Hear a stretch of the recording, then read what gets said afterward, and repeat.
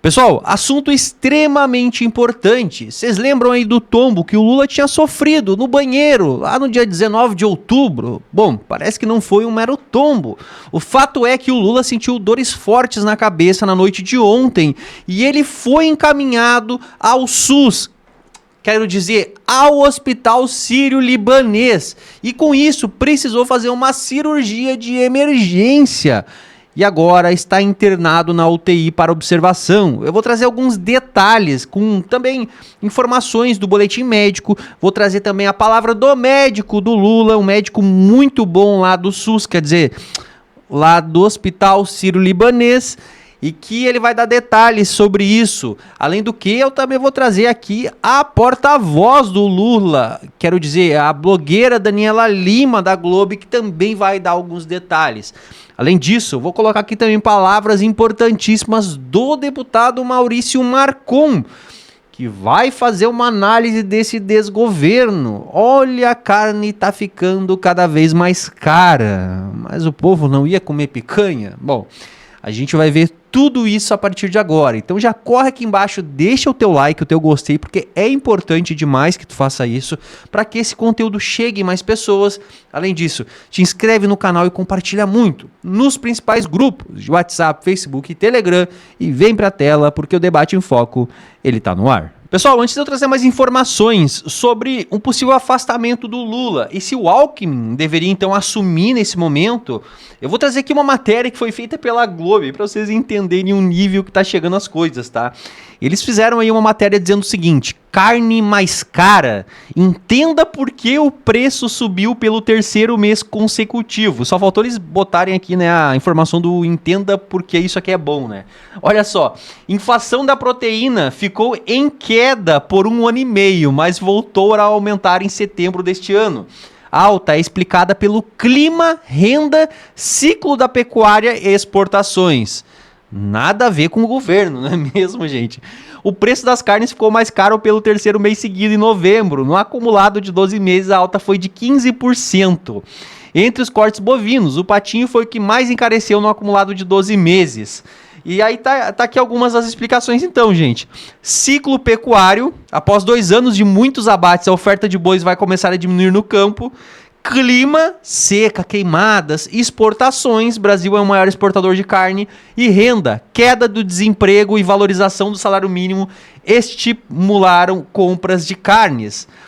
Gente, você está de sacanagem falar que a carne ficou mais cara porque tem mais gente comprando carne? Ah, não, gente, pelo amor de Deus, é um negócio impressionante como eles usam uma manobra linguística pra tentar trazer aí, né, enganar o povo. Eu vou dizer a real, né, gente? É simplesmente jogar na cara do pobre aí que ele é um trouxa. Bom, deixa eu simplesmente colocar aqui agora uma fala aí do deputado Maurício Marcon, né? Porque quem sou eu falando alguma coisa aqui? Vamos ver o que o deputado vai falar, inclusive sobre a carne? Vejam só. Não é, presidente? Lá no Rio Grande do Sul a gente chama quem mente de tratante. Não sei se é assim no Paraná também, colega Faur, mas nós temos o Papai Noel tratante, né? O presidente Lula. Mente descaradamente. E a própria Daniela Lima, pós-eleição nacional, fez uma das coisas mais constrangedoras que esse país já viu. Na Globo News, empresa que ela trabalha, ela falava, abrem-se aspas, o pobre vai voltar a comer picanha.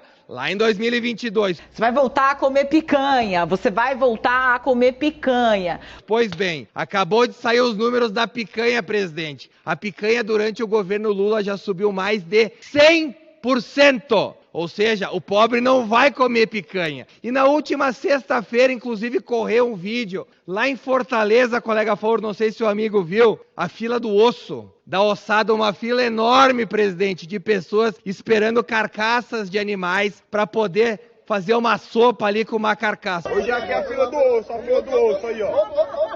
Aí a fila do osso aí, ó. Olha o osso!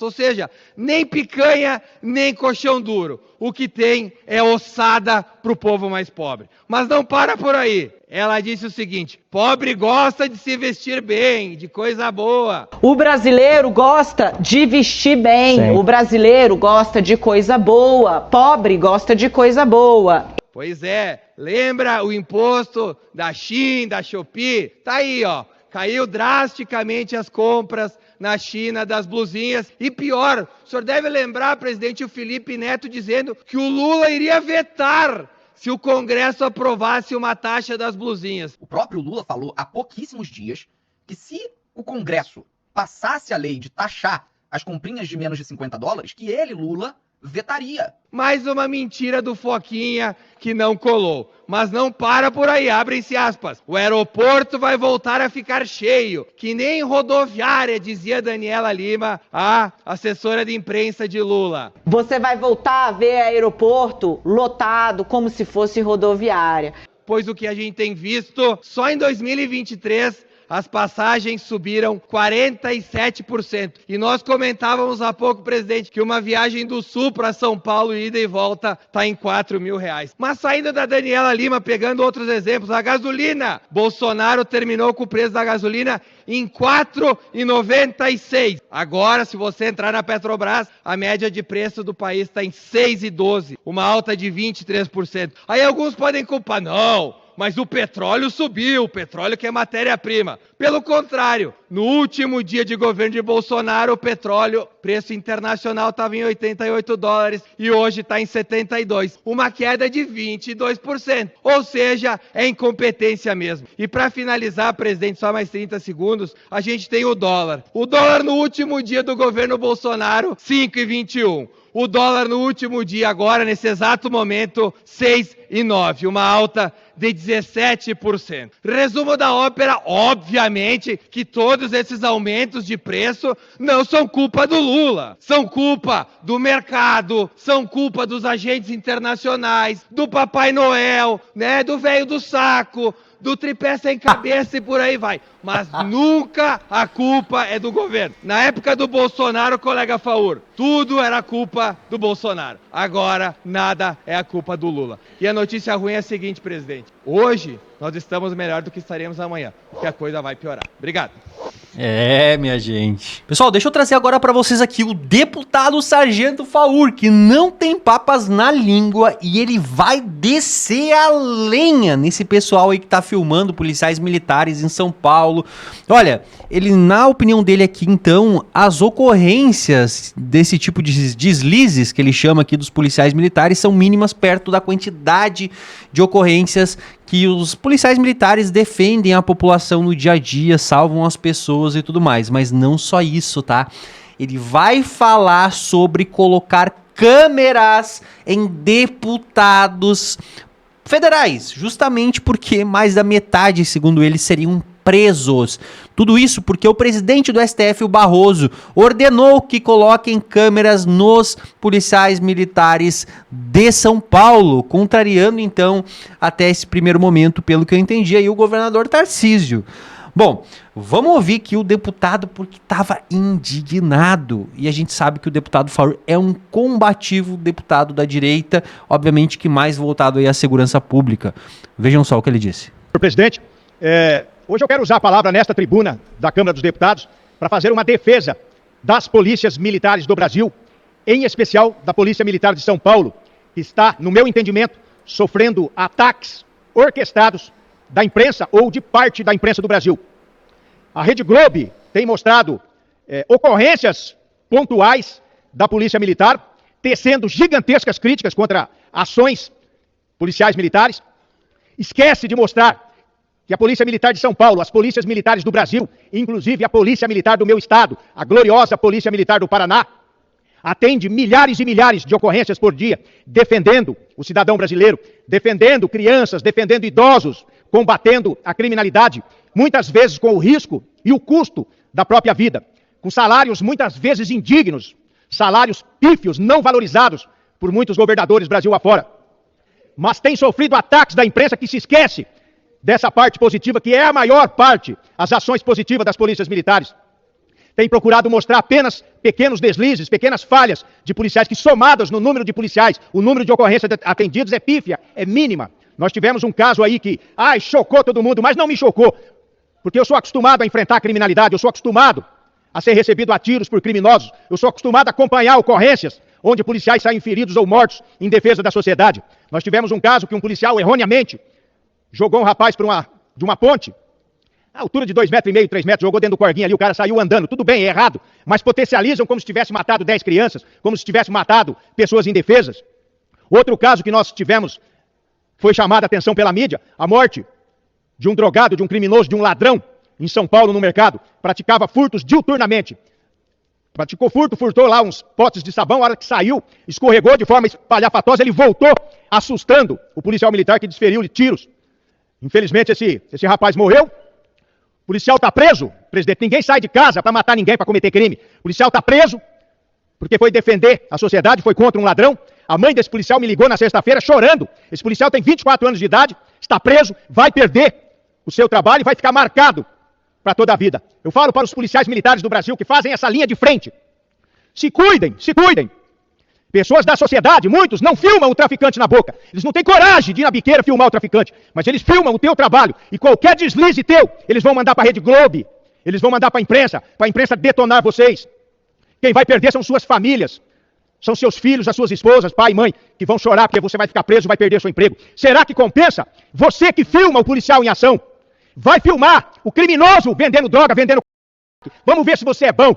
Filmar ação policial para destruir a vida de um policial em defesa de criminosos é fácil. Quero ver filmar vagabundo e bandido. O ministro Barroso determinou que todos os policiais usem câmeras. Queria ver que todos os deputados, na hora de negociar as emendas dentro da Câmara ou em alguns locais, usassem câmeras corporais para ver se metade não saía preso. Então, se é para colocar câmera em policial que está trabalhando, tem que colocar em deputado, colocar em prefeito, não só em policial que está defendendo a sociedade. Muito obrigado, senhor presidente. Força e honra! Polícia Militar! Tamo junto! Pessoal, deixa eu trazer para vocês agora um trecho do governador Zema, lá de Minas Gerais, que foi questionado aqui no canal da Band sobre os números atuais desse governo.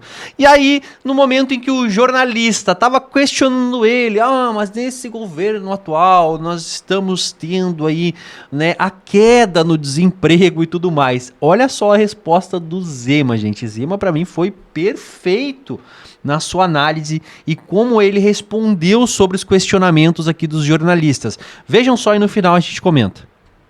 Desafio fiscal, né? É um grande desafio. Hoje o Brasil está examinando o pacote do governo federal. Eu queria a sua opinião a respeito.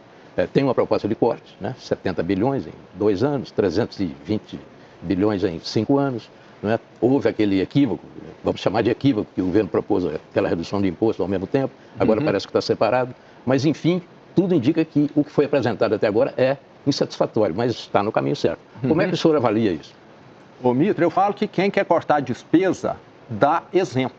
É o que eu sempre fiz na minha vida. Se esse governo falasse, eu quero cortar despesa, em vez de continuar quantos ministérios? 37, 39, né? 39. Falar, 38, a partir da semana que vem vai ser 20.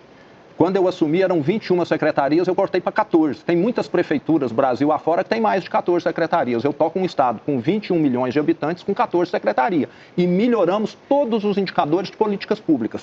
O que nós temos visto no Brasil, infelizmente, é muito discurso, muita polêmica e pouca ação, principalmente desse governo federal. E aí o mercado está respondendo, com alta do dólar, com alta dos juros, etc. Mas só lembrando que, enquanto isso, o desemprego está diminuindo, não é? E isso é muito importante. Temporariamente. O crescimento está aí. Sim. Né? Nós estamos chegando a 3,5. Mitri, na economia, é igual quando a gente abre o chuveiro, né? Às vezes você abre a água quente, vai levar 2 minutos para a água quente sair. Quando você faz uma ação econômica, leva 2, 3 anos para ela, às vezes, surtir efeito. Na minha opinião, nós estamos assistindo hoje o reflexo da reforma trabalhista de 6 anos atrás do governo Temer, provavelmente. Reflexos das reformas que o governo Bolsonaro trouxe e que esse governo está desmontando. O que me preocupa é o futuro, e o mercado precifica o futuro. E o que o mercado está precificando, e quando falam mal do mercado é a população ativa, é a população que está preocupada com o futuro, porque parece que a classe política está preocupada só com a próxima eleição. Agora, quem é da indústria, quem é do comércio, quem é da agricultura está preocupado com o futuro e está falando esse tipo de ação desse governo federal não vai dar certo no futuro. Daí, aumento de juros, de dólar, etc. Nossa, gente, que lapada do governador Zema agora, né? O jornalista chegou a ficar em choque ali, né? Tipo, bicha, como é que eu saio desse negócio agora? Simplesmente acabou com a argumentação do jornalista tentando defender aí o atual desgoverno. Pessoal, agora vamos a esse assunto que é extremamente importante, não é? Até porque o presidente Lula, ele ainda está internado em observação. Ele voltou a sentir fortes dores na cabeça no dia de ontem e foi encaminhado ao Sistema Único de Saúde. Confundo, gente. Não, ele não foi ao SUS, ele foi ao Sírio-Libanês. E com isso precisou fazer uma cirurgia, então, de emergência, justamente para fazer, então, a sucção ali, né, de um sangue, de um hematoma, uma hemorragia que deu intracraniana. Eu vou ler aqui para vocês o boletim médico que foi feito pelo Sírio-Libanês e bem como depois eu vou trazer aqui palavras do médico, da porta-voz do Lula e tudo mais. Vamos ver aqui agora, vou ler para vocês. Presidente Luiz Inácio Lula da Silva, boletim no dia de hoje, gente, esteve ontem à noite no Hospital Sírio-Libanês, unidade de Brasília, para realizar exame de imagem após sentir dor de cabeça. A ressonância magnética mostrou hemorragia intracraniana decorrente do acidente domiciliar sofrido em 19 de outubro.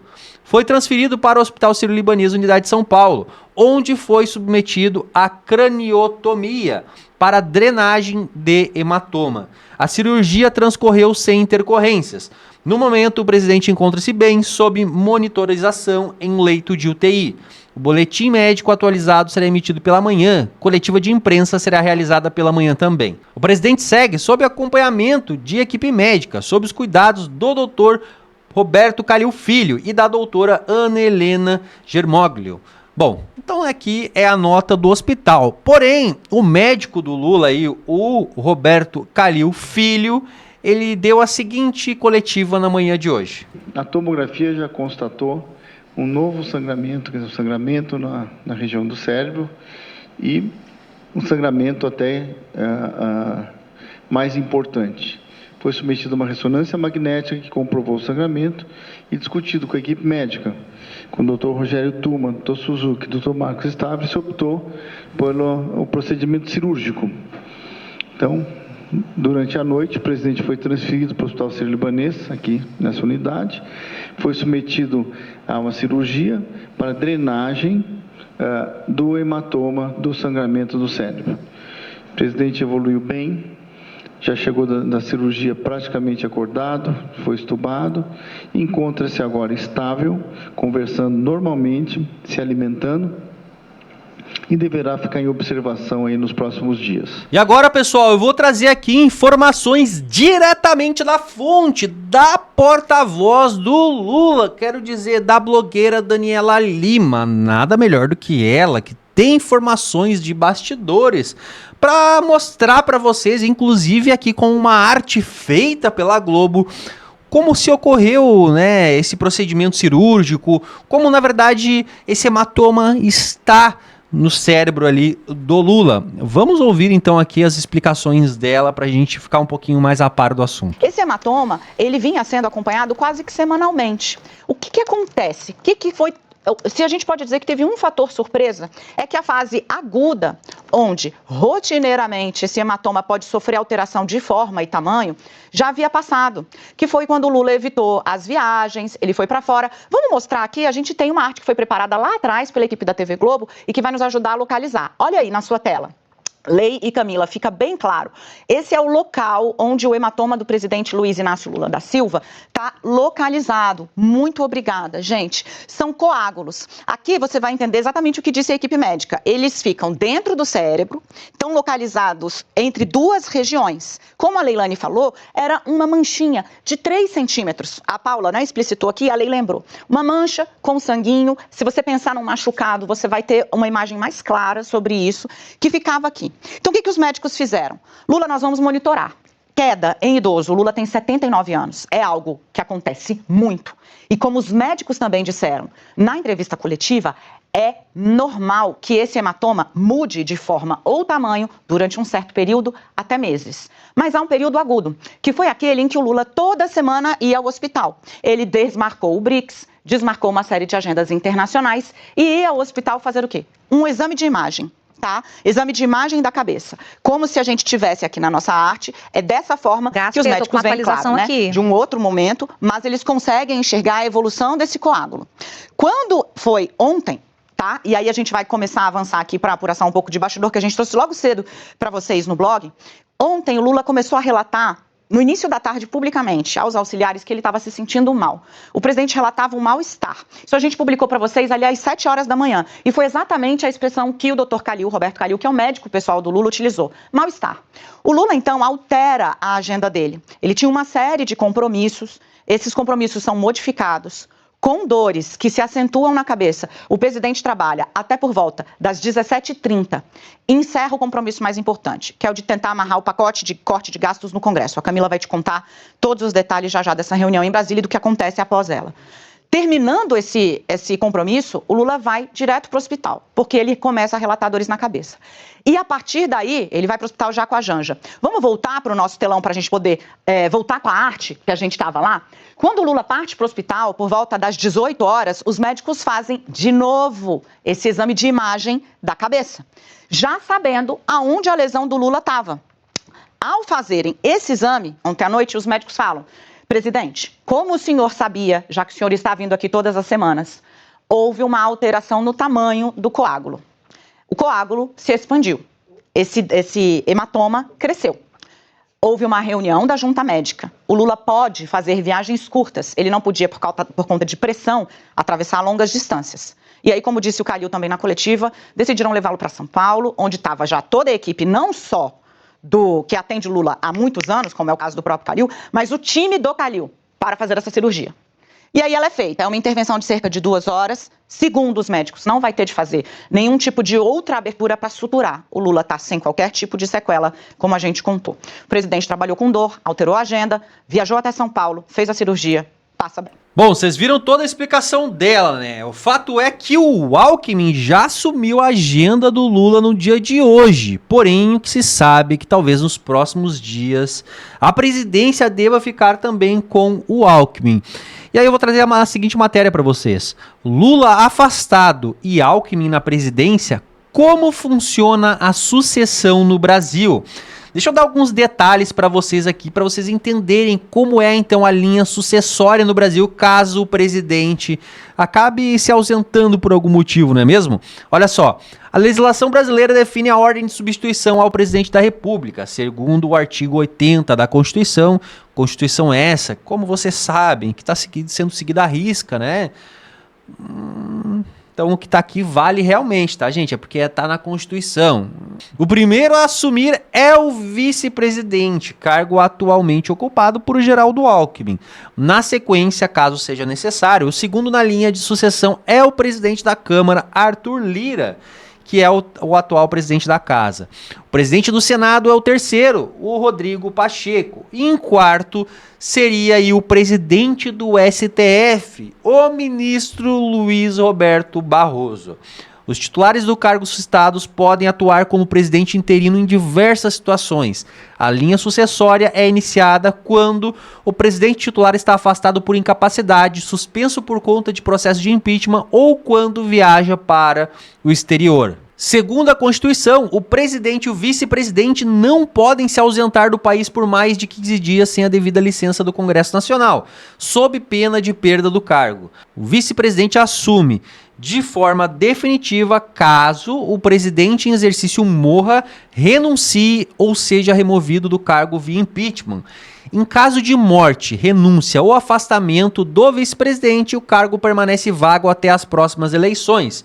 Em situação em que o vice está substituindo o presidente titular, seu cargo também permanece vago durante este período.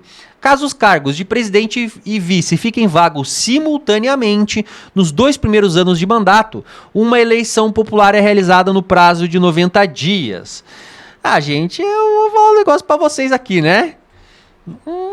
Eu vi uma piada no dia de hoje, tá? Humor no dia de hoje, que era o seguinte, né? Bom, me falaram que o presidente estava internado, ele parou na UTI, mas eu fui ver e o Xandão estava bem, e eu fiquei sem entender. Bom, tá aí, gente. Eu quero saber a opinião de vocês. Vocês acham aí que o Alckmin, então, deverá assumir a presidência nos próximos dias? Algumas pessoas, inclusive, levantando aí, né, uma lebre, digamos assim, né, uma hipótese, como diria, de que o Alckmin, né, assumiria porque o Trump também tá logo ali assumindo dia 20 de janeiro, né? E aí o Lula não precisaria comparecer na posse do Trump, ou não seria convidado por isso. Eu não sei, gente. São várias hipóteses que estão surgindo aí. E eu quero saber a opinião de vocês aqui embaixo. Compartilha muito esse vídeo, deixa o like, é importante demais. E fica ligado que logo mais já pode ter um vídeo novo aqui no canal Debate em Foco.